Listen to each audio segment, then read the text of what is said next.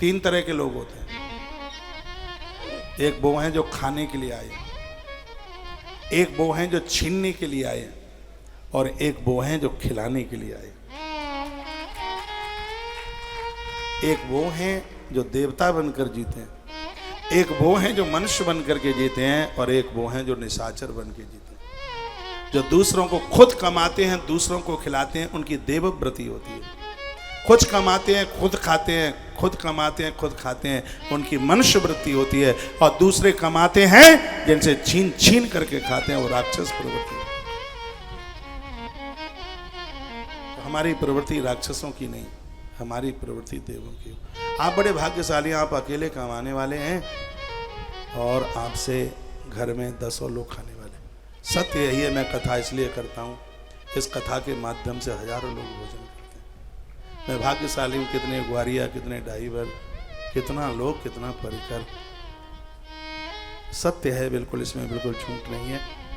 कथा साधन नहीं, साधना बन गई है। कथा व्यापार नहीं है। पैसा कमाने के तो और बहुत ढंग होते हैं। जरूरी नहीं है कि कथा को ही बेचा जाए। कथा बिक्री का केंद्र नहीं है। कथा लोगों के लिए श्रेय बन रही है। निज से लेकर के और समग्र तक ये कथा कल्याण कर रही है। कथा ने आज सेवा का रूप धारण कर लिया है, इसलिए बहुत आनंद हो रहा है। मैं कथा को विराम की तरफ लेकर के चलूंगा और आप सबको कहूंगा कि आप यहाँ इस परिसर तक पहुँचें। सबके लिए भोजन, आवास की व्यवस्था सब निःशुल्क है। ये सब भगवान की ही कृपा से हो रहा है।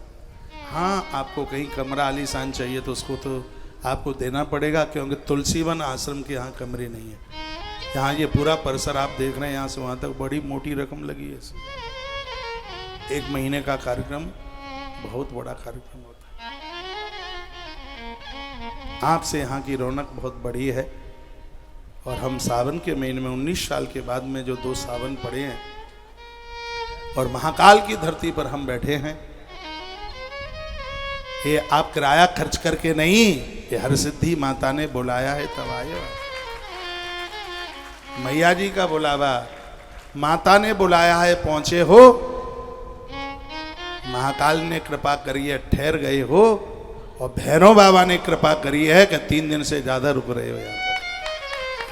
ये तो यहाँ के प्रमुख देव हैं। आप यहाँ तक आए, हर सिद्धि माँ का दर्शन करके जाना। बाबा का तो आपने दर्शन किया ही है। कालिदास की माँ गढ़कालिका माता का अधर गिरा है यहाँ पर। कालिका पुराण में गढ़कालिका माँ की कथा है, वहाँ का दर्शन जरूर करना। भर्तहरि जी महाराज का अद्भुत स्थान गुफा, कालिदास का संग्रह, जहाँ पर बड़ी अद्भुत जगह है। पूरी दुनिया में एक ऐसी ही नदी है जो 3 देवताओं के संकल्प से प्रकट हुई है, इसलिए इसको संकल्प वादिनी कहते हैं। माता छिपरा, छिपरा के किनारे पर जो भी कोई संकल्प कर दोगे वो पूरा हो जाएगा। मैं तो हर साल एक नया संकल्प करके यहाँ जाता हूँ, दूसरी बार आता हूँ, मैया जी पूरा कर देती है। मेरी बड़ी श्रद्धा है माँ।